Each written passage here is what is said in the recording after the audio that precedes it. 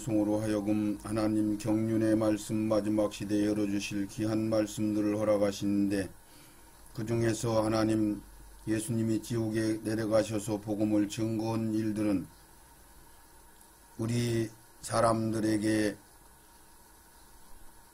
복음을 접하지 못한 자들에게 다시 한번 기회를 주고자 하는 그런 뜻이 그 속에 숨어 있고, 지난번 말씀을 통하여 영혼들이 집만 있으면은 언제든지, 옷만 있으면은, 자기의 처수만 있으면은 언제든지 들어갈 수 있다는 사실이고, 그러면 그것이 살아있는 생명체가 된다는 것을 알게 하시고, 또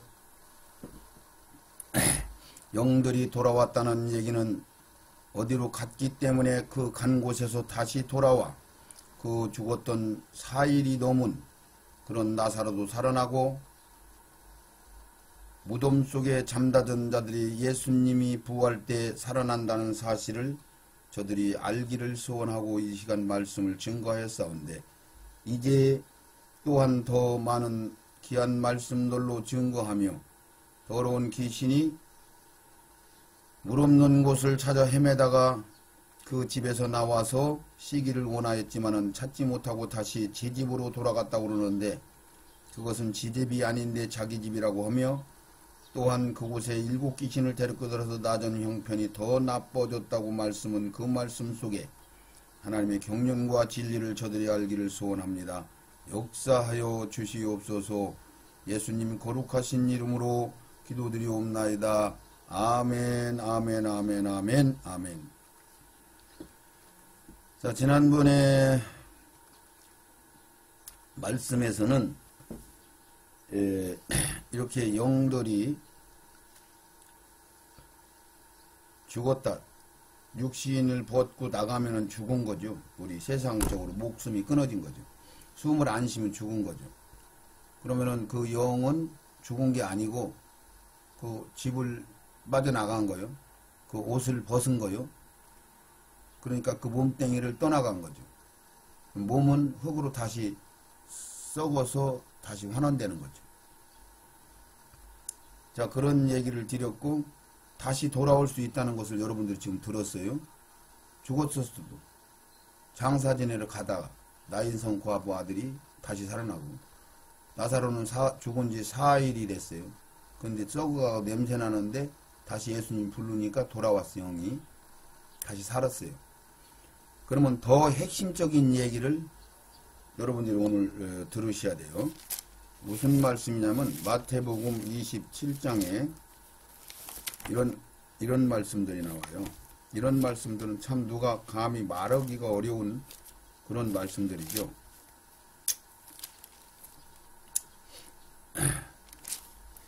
마태복음 27장 50절로부터 51절부터 한번 읽겠습니다. 50절 51절은 예수님이 십자가에서 운명하시기 직전, 운명하실 때 일어난 일들인데, 이에 성소 휘장이 위로부터 아래까지 찢어져 둘이 되고 땅이 진동하여 바위가 터지고, 이게 땅이 진동하고 바위가 터지고 캄캄하고, 이런 일들을 통해서 무덤들이 열리며, 52절에 자던 성도의 몸이 많이 일어나되, 이게 자던 성도, 잤단 말이죠. 잠자던 성도들의 몸이 많이 일어났어요. 무덤들이 열리며. 그러니까 예수의 부활 후에 저희가 무덤에 나와서 거룩한 성에 들어가 많은 사람들에게 보여주었어요. 이게 뭐가 살아났어요? 무덤 속에 열리며 자던 사람이 일어나, 자던 사람이. 그때 이제 성도들이 잤단 말이에요. 그러면 이 사람들이 무덤 속에 장사된 사람들이에요. 근데 이들이 몸이 많이 몸이 살아났다, 몸이. 부활된 게 아니란 말이에요. 왜 부활된 것이 아니라고 지가, 이건 우리가 언뜻 보면은 부활된 거지, 죽었다가 다시 살았으니까 부활된 거죠. 그러니까 그때 일어났는데 이들이 무덤, 예수님이 부활 후에 무덤에서 나와가지고 거룩한 성에 들어가서 사람들을 많이 보였단 말이에요. 이게 무슨 얘기냐면 무덤에서 나왔다. 그때는 돌무덤에 그전에는 다 돌무덤. 이스라엘 개념으로. 그러면은 자, 성경에 기록된 말씀으로 이것을 증명해야 돼요. 왜 이것이 부활이냐? 그렇지 않으면 몸이 그냥 살아난 거냐? 지난번 동영상 말씀에서와 같이 죽었던 누구요? 해당장의 딸이 살아난 것과 나인성 과부의 아들이 살아난 것과 나사로가 살아난 것과 수냄 여인의 아들이 살아난 것, 이런 시기로 죽었다가 살아난 거냐? 그러니까 여기는 분명히 몸이 많이 살아났다고 했어요. 몸이 영혼이 살아났다 이런 얘기가 아니에요.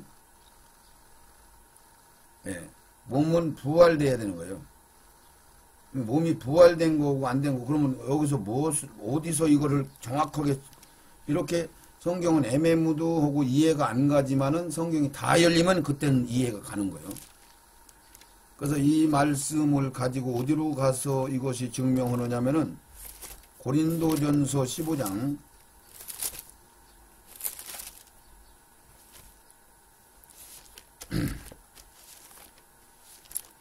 고린도전서 15장에 23절을 읽겠습니다. 그러나 각각 차례대로 되리니 먼저는 첫 열매인 그리스도요 다음에는 그리스도 강림하실 때 붙은 자요. 그러니까 20절에 15장 20절 그러나 이제 그리스도께서 죽은 자가 가운데서 다시 살아 잠자는 자들의 첫 열매가 되셨도다. 그러니까 첫 열매, 예수님이 처음 부활된 거예요.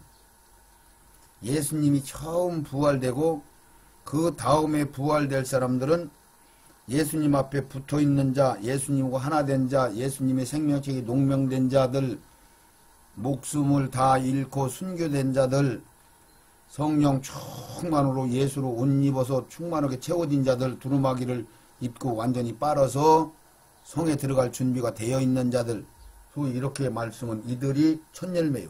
이들이 첫 번째 부활되는 사람들이요.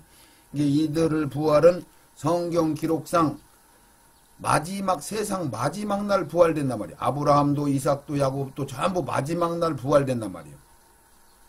첫 열매 그때 같이 부활되는 거예요. 첫 열매, 둘째 열매, 셋째 열매, 넷째 열매 이렇게 있으면 그들이 먼저 부활됐다고 볼 수도 있는 얘기인데 예수님이 첫 열매인데 첫 열매는 마지막 날 부활된단 말이에요.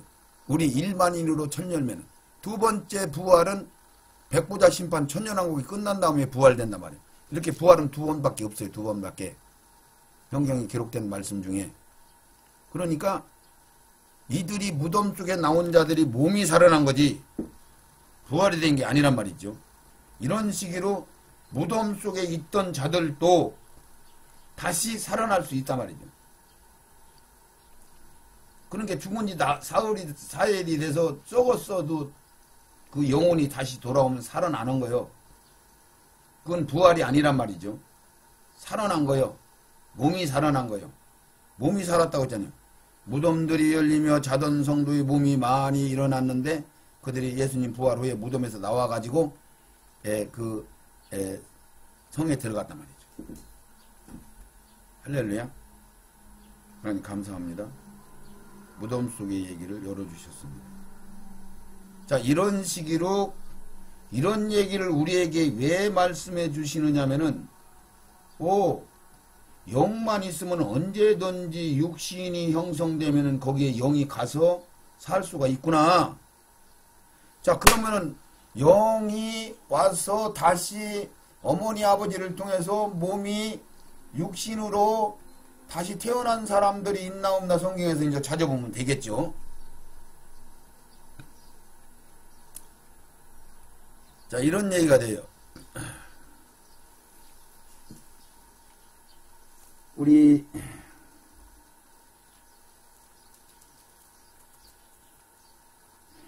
엘리야가 다시 육신으로 이 땅에 태어난 사실들을 말씀에 기록하고 있어요.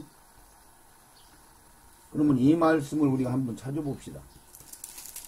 말라기야 3장 1절 2절 말씀 찾아봅니다.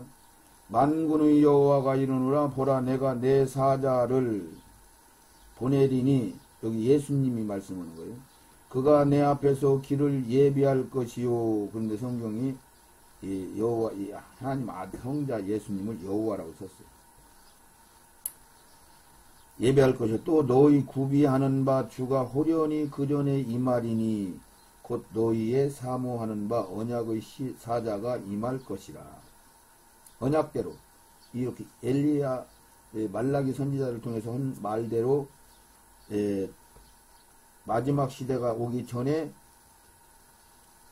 사자를 보낼 것이다. 근데 이 사자가 누구냐라고를 얘기를 안 했어요. 근데 이 사자가 할 일을 보면 그의 임하는 날은 누가 능히 당하리요 그의 나타나는 때 누가 서리요 그는 금물을 연단한 자의 불과 표백하는 자의 재물과 같을 것이라. 말라기 4장 5절 보라 여호와의 크고 두려운 날이 이르기 전에 내가 선지 엘리야를 너에게 보낸다. 이 말라기 4장에 정확하게 엘리야를 다시 보낸단 말이에요. 우리에게 엘리야를 보내는데 그가 아비의 마음을 자녀들에게 돌이키고 자녀들의 마음을 그 아비에게 돌이키게 한다. 이제 예수 믿고 구원받으라. 회개하라. 천국이 가까이 왔다. 예수님이 그렇게 외치는 자란 말이죠. 광야에서 외치는 자의 소리로 올 것이다. 그러니까 내 앞에서 보낼 사자니 내 앞에서 길을 예비할 것이다. 이렇게 해서 많은 곳에서 광야에서 외치는 자의 소리가 있을 것이다. 이렇게 이제 말씀은 이 엘리야가 어떻게 왔는가 이 말씀을 우리가 찾아보면은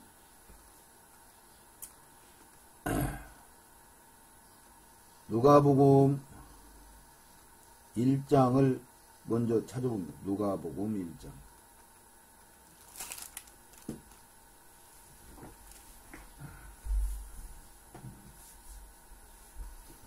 누가복음 1장을 여기에다가 기록을 빼놨네.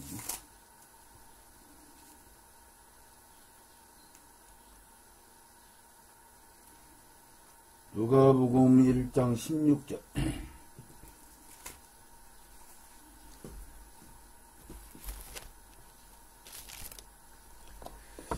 누가복음 1장 16절을 읽으면 이런 얘기요. 이스라엘 자손은 곧 주 저희 하나님께로 돌아오게 하겠으며 저가 또 엘리야의 심령과 능력으로 주 앞에 서서 가서 아비의 마음을 자식에 거스리는 자를 의인의 슬기에 돌아오게 한다. 말라기 선지자가 한 얘기 그대로 뭐라고 얘기냐면은 5절에 유대왕 헤롯 때에 아비야 반열의 제사장 하나가 있으니 이름은 사가랴요 그 아내는 아론의 자손이요 이름은 엘리사벳이다. 그러니까 이 유다왕 헤롯 때에 제사장들이 전부 가짜 제사장들 뭐 돈 주고 산 제사장들 이런 식으로 주권을 잡은 자들이 제사장으로 드는데 진짜 반통을 아비야의 반열대로 된 제사장은 이 샤가랴 하나밖에 없단 말이죠. 하나가 있으니 그러잖아요. 근데 샤가랴는 아론의 자손인 이름인 엘리사벳이 있단 말이에요. 그러니까 엘리야가 샤가랴의 그 제사장의 자손으로 엘리사벳의 자손으로 아들로 이 땅에 온 거요. 엘리사벳이 나이가 늙어서 수태할 수 없는 노인네 할머니 됐는데 천사가 와서 마리아 잉태하는 거가 동일하게 너희들 잉태할 것이다. 이렇게 예언을 해줘요. 그 벙어리 되게 만들어. 태어난 다음에 입이 열렸는데 천사들이 와서 다 얘기해주고 오는 엄청난 역사를 통해서 꼭 예수님이 탄생하는 것과 동일한 일들로 통해서 엘리야가 태어났는데 어떻게 태어났냐 여기 기록된 말씀이 그는 모태에서부터 성령이 충만했다고 15절에 그래요. 이는 저가 주 앞에 큰 자가 되고 포도주나 소주를 마시지 아니하며 나시린 모태로부터 성령의 충만을 입어 이스라엘 자손은 곧 주 하나님께로 돌아오게 하고 말라기 선지자가 얘기한 대로 또 엘리야의 심령과 능력으로 주 앞에서 가서 아비의 마음을 자식에게 거스린 자에게 전할 것이다. 뭘로 왔어요? 엘리야의 심령과 능력. 그런 게 심령은 뭐예요? 그 마음, 엘리야의 혼, 그리고 영, 알맹이가 엘리야의 알맹이가 통째로 왔단 말이죠. 육만 아니고. 육은 엘리사벳과 사가랴를 어머니 아버지로 해서 이 땅에 태어난 거란 말이죠. 근데 그 알맹이는 누구요? 엘리야, 구약시대에 살았던 엘리야의 심령이 능력과 같이 세례 요한으로 이 땅에 왔다. 그렇게 지금 설명한 거예요. 자, 이것을 보면 여러분들이 무슨 생각이 들어가는 거예요? 아, 하나님 보내면은 다시 인간으로 태어나네? 육신이 있고 태어나네? 이 얘기를 알 수 있는 거 아니에요? 그러죠? 아까도 죽은 자들이 살아나서 다시 돌아오네? 육이 사네? 무덤에 잠자던 자들도 다시 살아나네? 그러니까 영만 있으면 언제든지 몸뚱이는 흙덩어리를 통해서 만든단 말이죠. 그러니까 구성되어 있던 것은 다시 회복시켜서 살리신단 말이죠. 창조주 하나님이, 전능자이신 하나님이 말씀이 그렇게 기록되어 있단 말이죠. 그리고 지금은 죽은 이 사람들이 다시 살아나는데 그냥 하루 된 사람, 이틀 된 사람, 3일 된 사람, 4일이 넘어서 썩은 사람. 근데 그 영들이 어디까지 갔는데 다시 돌아왔단 말이에요. 돌아와서 다시 그 사람들이 살아났어. 그리고 먹고 자고 살고 돌아다니고 활동을 해. 근데 여기에 세례 요한은 그냥 자궁에 어머니 아버지 엘리사벳과 샤가랴를 통해서 응애하고 어린아이로 태어나는 세례 요한으로 태어난 거예요. 이제 구약시대에 살을 때는 엘리야로 이름으로 살았는데 이쪽에 와서는 세례 요한으로 사는 거예요. 이해 가시나요? 이게 무슨 설로 풀어야 돼요? 이게 상징으로 풀어야 되나요? 아니잖아요. 이 말씀을 뭐라고 기록되어 있느냐면은 마태복음 11장 찾아봅니다. 마태복음 11장.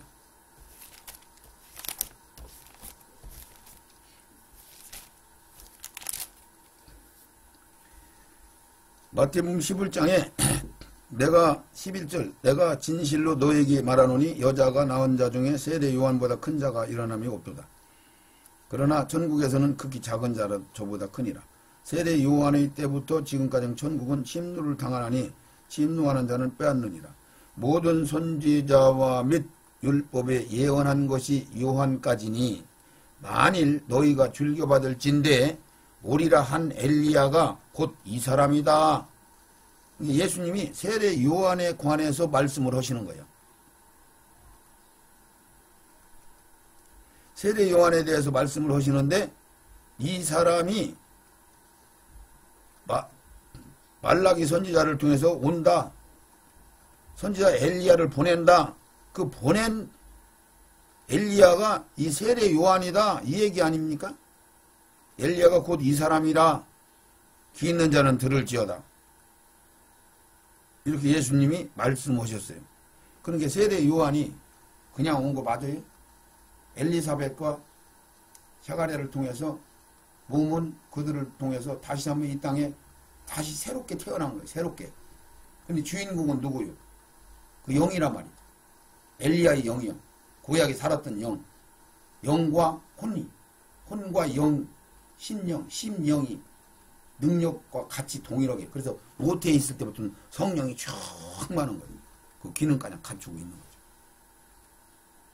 여러분들이 이 세상에 살면서 막 천재적인 기능을 가르치지도 않았는데 알고 있는 그 어린 시절의 어린 꼬마들, 아기들이 있잖아요. 천재성을 가지고 있는.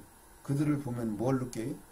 아, 저들이 전 세상에 영혼의 세계에 있을 때 굉장한 어떤 영특한 그런 기능을 가지고 영성으로 이 땅에 육신을 입고 왔구나. 근데 이들이 나이를 점점 먹으면서 그 영성들을 조금씩 무뎌지죠.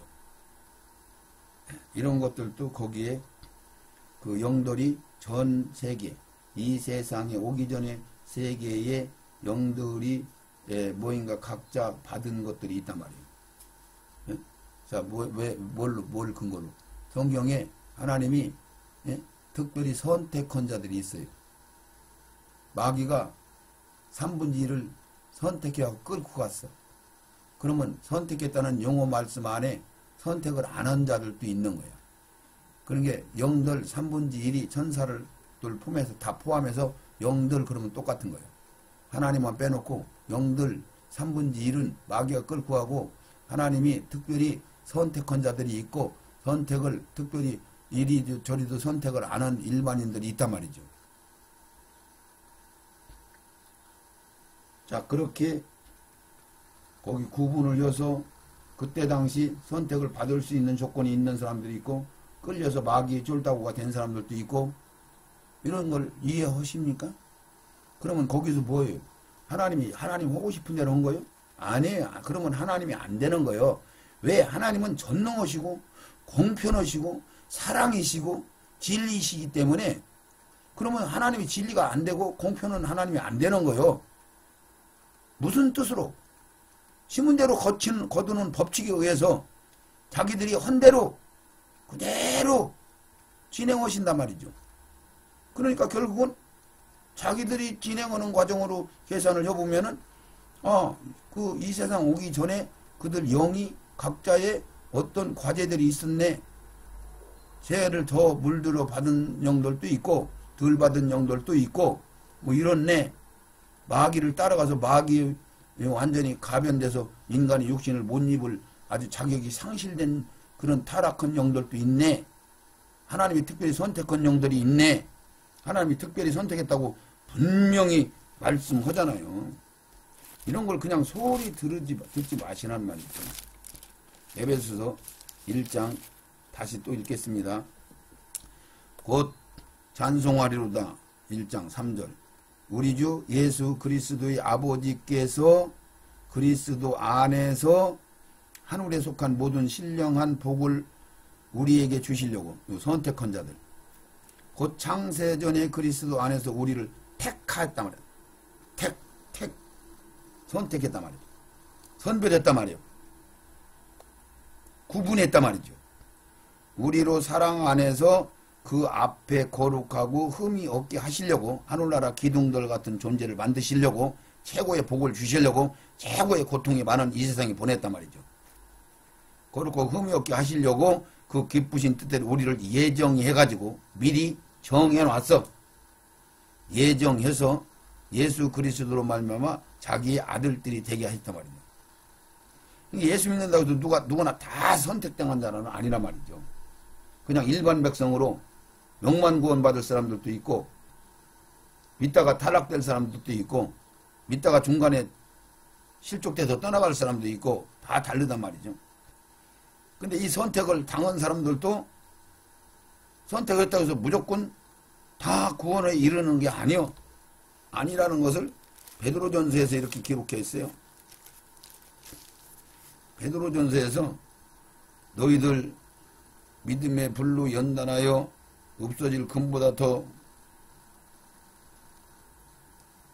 귀한 예수 그리스도에 나타나실 때 칭찬과 영광과 존귀를 얻게 하려는데 그러면서 믿음을 뭐 이런 식으로 쫙 믿음의 시련을 예수로 너희를 보지 못했으나 사랑하는도다 이제 보지 못했으나 말할 수 없는 영광으로 즐거움으로 기뻐하니 믿음의 결국은 곧 영혼의 구원을 받는 것인데 이 구원이 대하여 너희에게 임할 은혜를 예언하던 선지자들이 연구하고 부지런히 살펴서 자기 속에서 그리스도의 영이 받으실 고난과 후에 얻으실 영광을 미리 증거하여 어느시 미리미리 증거했단 말이에요. 예정해놨단 말이에요.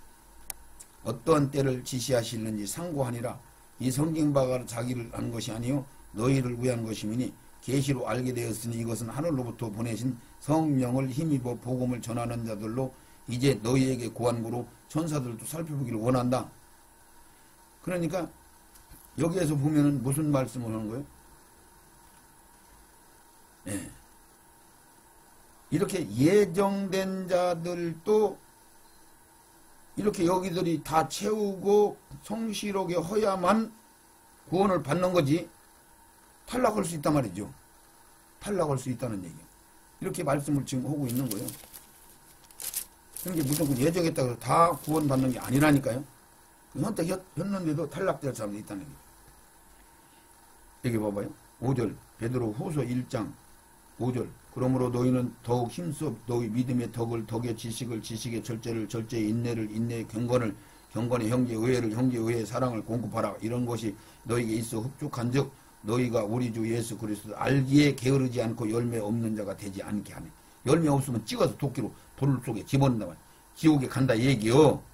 이런 것이 없는 자는 소경이라 원시지 못하고 그의 옛죄를 깨끗게 하심을 잊었느니라. 깨끗게 해야 되는데 못했단 말이에요. 못 채웠단 말이에요. 예수를 못 입었단 말이에요. 그러므로 형제들아 더욱 힘써 너희 부르심과 택하심을 굳게 하라. 선택을 받은 자들도 굳게 안 하면은 실족되는 거예요. 그러니까 부르심과 택하심을 굳게 하라. 너희가 이것을 행한즉 언제든지 실족지 않을 것이야. 그러니까 택함을 입은 자들도 실족할 수 있다는 말이죠. 이 말씀을 다 받아들여야 되겠죠. 그래서 이같이 하면 어떻게 하지?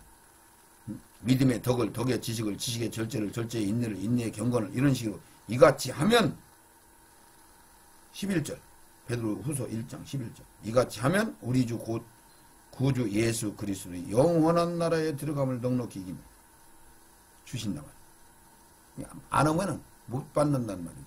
못 들어간단 말이죠. 실족한다는 얘기죠. 도치를 찍어서 불 속에 집어넣는단 말이죠. 여러분은 두렵고 떨리는 말씀을 받으시기 바랍니다. 자, 그래서 지금 마태복음에서 오리라 한 선지자 엘리야가 온다. 그래서 외치는 자의 소리로 주님의 길을 닦는 자가 엘리야가 올 것이다. 엘리야를 내가 보낼 것이다. 헌 엘리야가 왔는데 세례 요한 이 사람이 엘리야다 예수님이 얘기를 해요. 그럼 마태복음 17장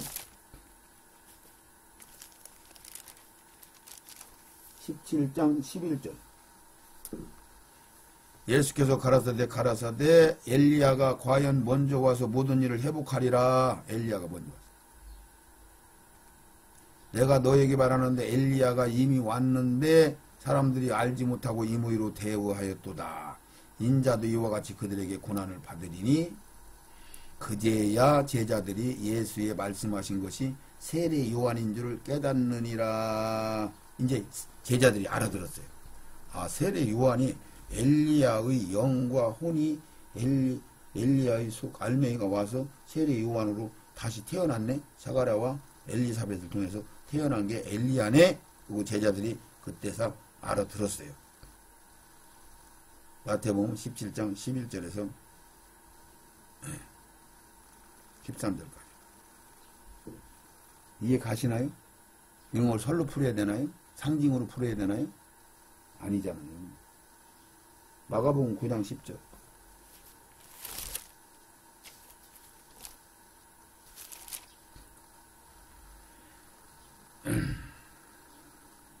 저희가 이 말씀을 마음에 두며 서로 문의를 하되 죽은 자 가운데서 살아나는 것이 무엇일까 하고 예수께 묻자오되 가로되 어찌하여 설교관들이 엘리야가 먼저 와야 하리라 하나이까. 가라사대 엘리야가 과연 먼저 와서 모든 것을 회복하거니와 어찌 인자에 대하여는 기록하기를 많은 고난을 받고 멸신을 당하리라 하였느냐. 그러나 내가 너에게 이르는데 엘리야가 왔는데 기록된 바와 같이 사람들이 임의로 대우해야 한다. 엘리야로 대우를 안 했단 말이죠.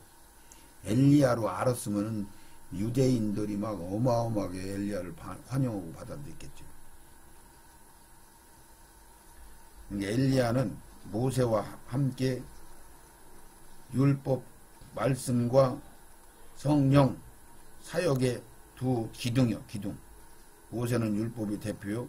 엘리야는 선지자의 대표로서 두 사람을 구약을 대표로 하는 모세를 장차 오실 그리스도를 예언했고 신명기 18장 15절에 엘리야는 그리스도의 선구자로 예언이 돼 있고 말라기 4장 5절에도 그렇게 말씀을 하고 있어요.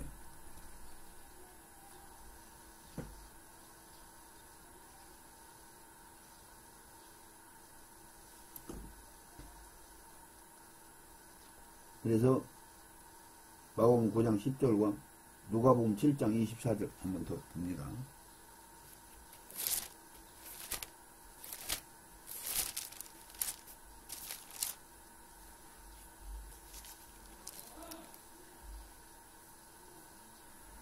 요한이 보낸 자가 떠난 후에 예수께서 무리에게 요한에 대하여 말씀하시되 너희가 무엇을 보려고 광야에 갔더냐?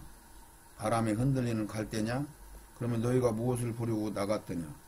부드러운 옷 입은 사람이냐? 보라 화려한 옷을 입고 사치하게 지내는 자는 왕궁에 있느니라. 그러면 너희가 무엇을 보려고 나갔더냐? 선지자냐? 옳다 내가 너희에게 이르는데 선지자보다 더 나은 자니라. 기록된 바 보라 내가 내 사제를 내 앞에 보내노니 그가 내 앞에서 내 길을 예비하리라. 내가 너희에게 말하노니 여자가 낳은 자 중에 요한보다 큰 이가 없도다. 그러나 하나님의 나라에서는 극히 작은 자라도 저보다 크니라. 세례 요한이 이 땅에 올 것을 이렇게 설명을 여러 군데서 설명하고 주님이 직접 설명하고 이러는데도 여러분들은 그 의미를 알 수가 없어요.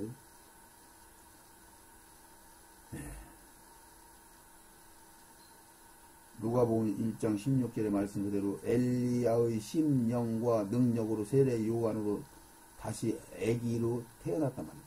어머니 아버지만 있으면. 그래서 구약의 마지막 심판 때까지 살아남은 자들이 있어. 이 살아남은 자들과 육으로 예수를 믿고 늦은 비의 성령을 받아가지고 두 증인을 통해서 예수를 메시아로 받아들이고 오순절 성령, 우리와 동일한 성령을 받고 신자로 육신을 입고 천년왕국에 들어가요. 누가? 이스라엘 백성들이. 이거 끄트머리 이 말씀을 꼭 전하겠습니다. 이스라엘이 믿는 거는 딱 거기만 기록되어 있어요. 다른데 이스라엘 어떻게 구원받고 언제 예수 믿나 이걸 기록이 안 되어 있어요. 계시록 11장과 12장에만 기록되어 있습니다. 이 말씀은 말씀 끄트머리에 반드시 전하기로 하고, 그러니까 살아남은 자들이 육신 살아있는 몸뚱이를 가지고 어머니 아버지 노릇을 하면서 시집가고 장가가서 거기서 말하자면은 구약의 복음을 듣지 못한 영혼들, 예수님이 옥에 가서 복음을 증거했을 때 듣고 따라온 자들, 들은 자들, 복음을 들은 자들, 기회를 얻지 못한 자들, 예수를 거부하지 않는 자들, 복음을 새로 들을 수 있는 기회를 주는 거죠.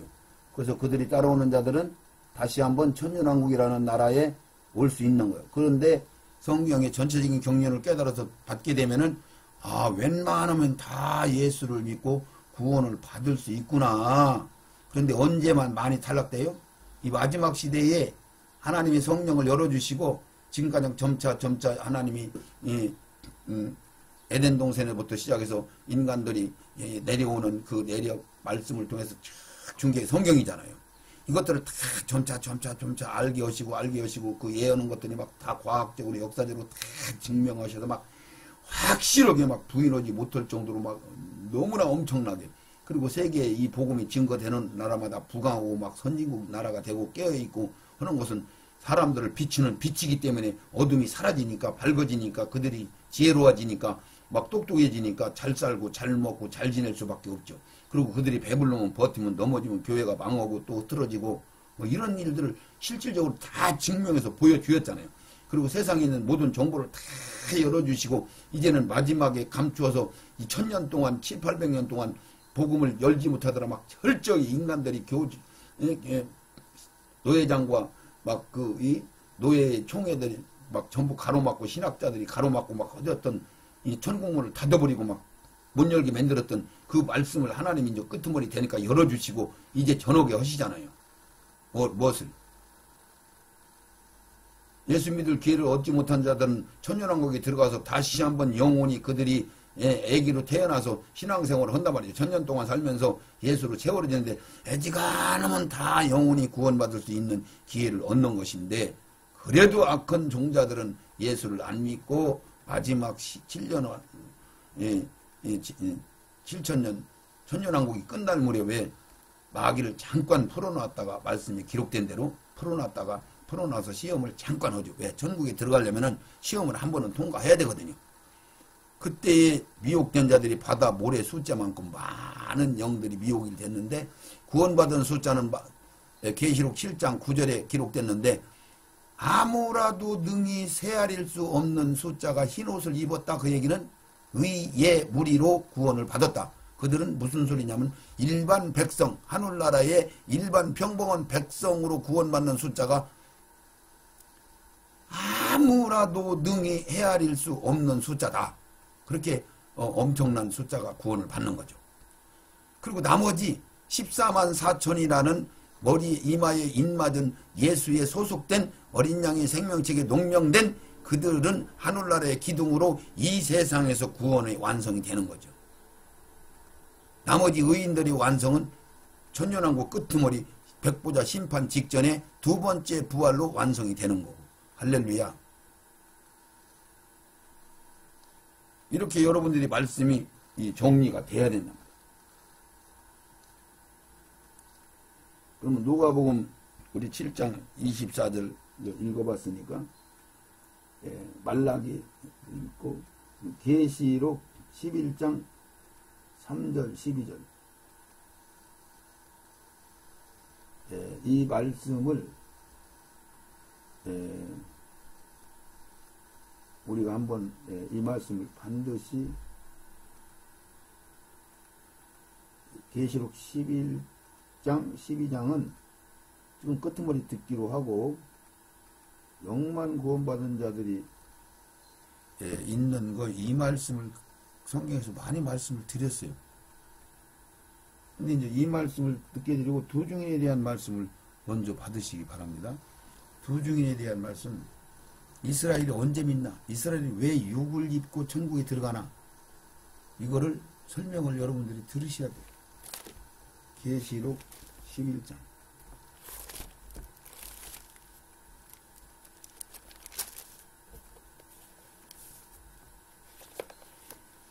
계시록 11장 1절 2절은 빼고 3절부터 나오는데 내가 나의 두 증인에게 권세를 주리니 저희가 굵은 베옷을 입고 1260일을 예언하리라. 그래서 여기서 두 증인은 한마디로 얘기해서 두 감람나무라고 했어요. 이 땅의 주 앞에서는 두 감람나무와 두 촛대다 그랬으니까 말씀과 성령을 얘기하는 거예요. 두 지둥 모세와 엘리야. 다른 사람은 거기에 들어갈 수가 없어요. 그런데 뭐 스룹바벨이니 뭐니 막 성경은 막 많이 써놨죠. 계시록 연구자들이.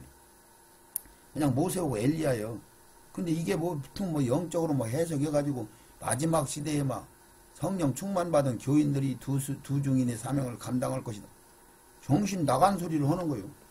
왜 정신 나간 소리냐면은 우리 이방인 교회에는 이미 성령 충만을 입어서 이제는 순교자로 숨어 다녀야 되고, 그런데 무슨 놈의 두 증인이요. 일반 교회 드러난 교회는 건물이 세워져 있는 교회는 전부 타락됐는데 100% 다 타락돼서 마귀들 따라가요. 다원주의 따라간단 말이죠. 다 하부여고 사업. 그래서 손이나 이마에 도장을 받아버렸어. 이미 짐승의 표를. 그리고 깨어있는 자들은 지하로 숨어서 잡히면 순교당하고 안 잡히면 이마에 도장 받아갖고 심판을 면해서 그들이 나중에 휴거되는 거죠. 마지막 날 휴거되는 거죠. 이런 이치를 모르니까 엉뚱한 소리를 하는 거예요. 이게 두 증인이 뭐 일반 교인들의 충만한 자들이 두 증인 역할을 해야 된다. 그리고 늦은 비의 성령이 우리가 받아야 된다. 우리는 성령 충분히 받아서 다 생명으로 채워지고 진리의 사랑을 받고 신부로 종으로 다 성장이 돼서 준비가 돼 있어야 되는 거예요. 근데 인자사 늑대사 후 3년 반에 대환란이 다 지나가는 그 시절에 늦은 비의 성령을 다시 받아야 된다고? 이렇게 교회들이 헛소리를 한단 말이에요.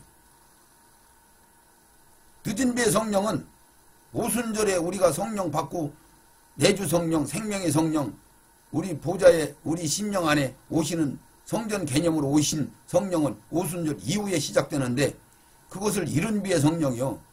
늦은 비의 성령은 이스라엘한테 특별히 마지막 후 3년 반에 주신단 말이에요. 늦은 비의 성령. 그 얘기는 무슨 얘기냐면 에베소의 말씀이 교회를 성형되는 모든 것들이 먼데 있는 자들이나 우리나 이스라엘이나 이방인이나 동일한 성령으로 동일한 한 성령으로 동일하게 구원받아요. 그러면 이스라엘 사람들도 오순절 성령을 받아야 될 거 아니에요. 그거 보고 늦은 비의 성령이라고 하는 거예요. 이스라엘 사람들이 받는 것을. 근데 참 안타까운 소리들을 막 무시무시하게 막 써놨죠. 막 무엇이 옳은지 무엇이 그른지를 분별하기가 어려울 정도로 물을 막 혼탁하게 합니다. 마지막 시대에 물은 막 홍수를 이루는데 먹을 물이 없다고. 칼에서 젊은 청춘 남녀들이 헤맨단 말이죠. 그러니까 여기 말씀 그대는 어린아이 같지만 읽으면은 이 두 중에는 엘리야하고 모세 말고는 다른 사람이 있을 수가 없어요. 그리고 10절에 분명히 이 두 선지자라고 선지자 중에 두 증인이 나오는 거예요. 그러면 그 중에서도 뭐요? 하늘나라의 하나님의 경륜 가운데 두 기둥과 같은 존재는 오직 엘리야하고 모세밖에 없단 말이죠. 다른 사람이 등장할 수가 없단 말이죠. 그러니까 엘리야는 지금 세례 요한으로도 이 땅에 왔고 또 다시 두 증인으로 이 땅에 왔어. 천사같이 온 게 아니에요. 천사같이 온 게 아니라는 얘기는 이들이 죽어. 7절에 저희가 그 증거를 마칠 때 무주경으로 올라온 짐승이 저희를 도무로 저희 전쟁을 일으켜 저희를 이기고 저희를 죽일 텐데 그러고 나서 이 죽은 자들이 살아나요. 11절 3일 반 후에 하나님께로부터 생기가 저희 속에 들어가서 저희가 발로 일어서니 구경하는 자들이 크게 두려워하더라. 살아나 죽었다가. 그러면 이들이 천사요? 천사가 죽었다 살았다 그래요? 육신을 입고 온단 말이에요. 엘리야가 세례 요한으로 오는 것 같이 엘리야가 다시 또 두 증인으로 온단 말이에요. 육신을 입고. 그러니까 죽을 수도 있고 다시 살기도 하는 거지. 세례 요한이 감옥에서 목베어서 죽었잖아요. 그 죽은 영이 다시 두 증인으로 왔단 말이에요. 왜? 이 두 증인은 굵은 베옷을 입고 회개하라는 그 제스처죠. 이스라엘 사람들. 그때 이방인들이 회개하라는 얘기요. 이미 때가 늦었는데 이방인의 때는 거둬갔어요. 후 3년 반이니까. 왜 후 3년 반이냐고 3절에 써있잖아요. 두 증인이 권세를 받아서 굵은 베옷을 입고 1260일 동안 예언한단 말이에요. 그 기간이 후 3년 반이란 말이에요. 후 3년 반. 마지막 시간. 성경이 이렇게 전부 잡아 틀지를 못하게 못 박아서 정확하게 해놨는데 신학들이 설과 논리로 싹싹 빼돌린단 말이죠. 만일 누구든지 저희를 해하고자 하면은 입에서 불이 나고 엘리야 사역이 그대로 나오잖아요. 원수를 소멸하고 누구든지 해하려면은 반드시 이와 같이 죽임을 당한다. 저희가 권세를 가지고 하늘을 닫아 그 예언하는 날 동안 그리고 엘리 선지자가 온다고 말라기에서 얘기했잖아요. 두 가지로 얘기했어요. 막 불같은 어마어마한 능력을 발할 것이다. 엘리야가 이 땅에 와서 저희가 권세를 가지고 하늘을 닫아 그 예언을 하는 날 동안 비가 오지. 엘리야밖에 이런 일을 한 사역한 사람이 없잖아요. 이 권세를 가지고 물을 변화해 피가 되게 하고 이건 모세밖에 한 사역이 없어. 원하는 대로 여러 가지 재앙을 일으키고 모세밖에 안 했단 말이죠. 그래서 이것을 이 두 선지자라고 해요. 두 선지자. 다른 사람이 아니고 10절에 두 선지자가 라고 분명히 얘기했단 말이에요. 여기 이 얘기는 시간이 자꾸 지나니까 간단하게 이렇게만 설명하고 이 얘기는 계시록 이제 강의할 때 또 자세히 듣기로 하고 이렇게 해서 그때 늦은 비의 성령을 가지고 늦은 비의 성령을 받아서 구원을 했다는 이 얘기는 호세에서야 정확하게 써놨잖아요. 호세여서. 자, 호세여서 우리 한번 읽읍시다.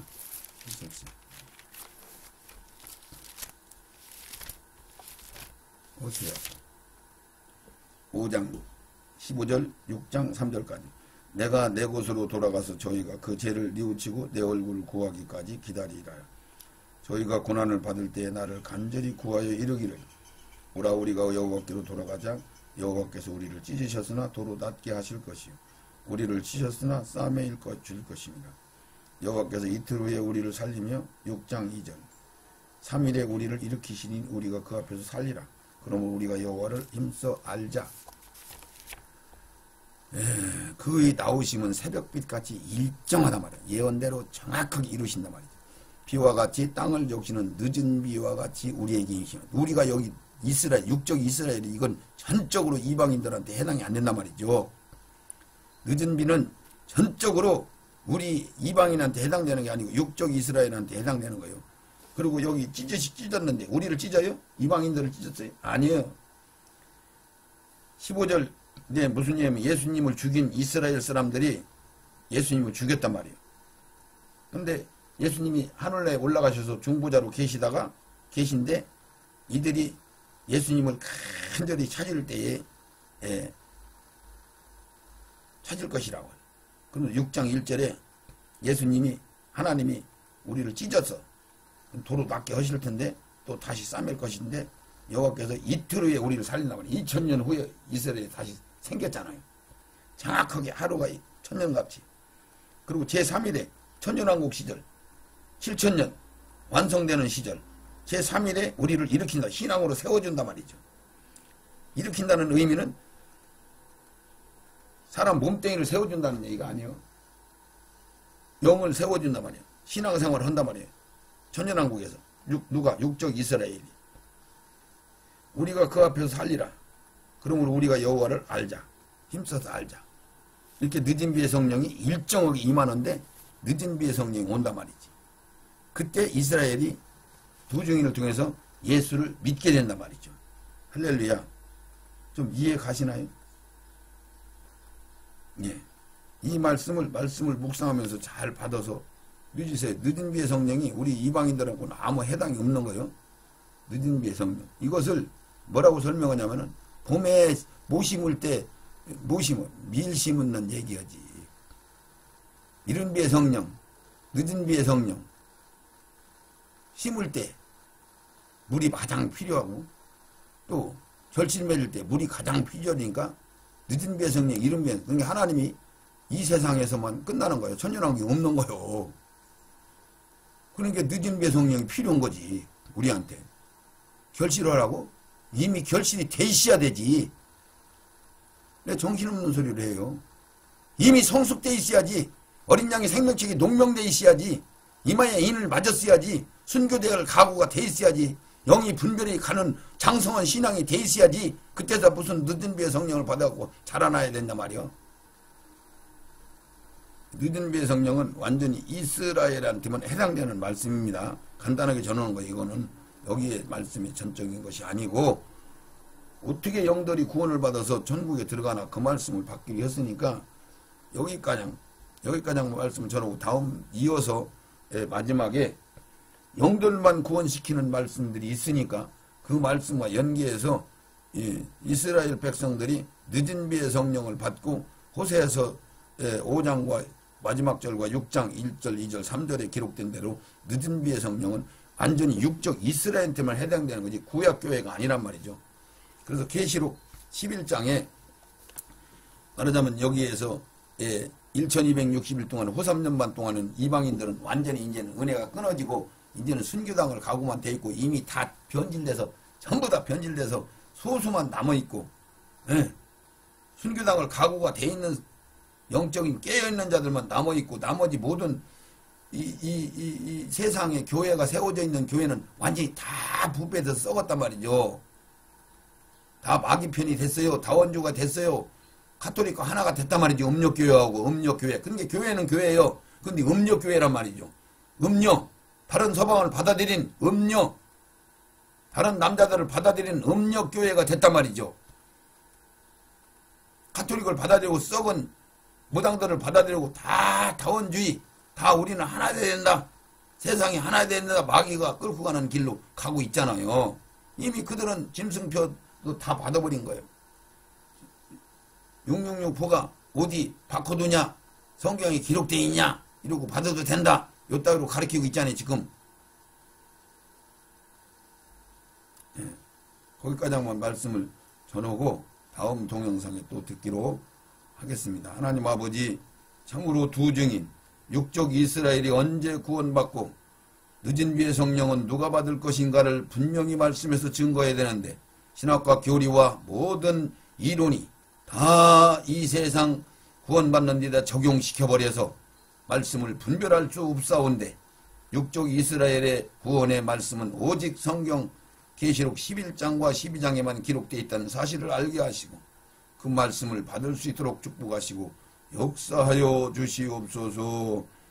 예수님 거룩하신 이름으로 기도드리옵나이다. 아멘 아멘 아멘.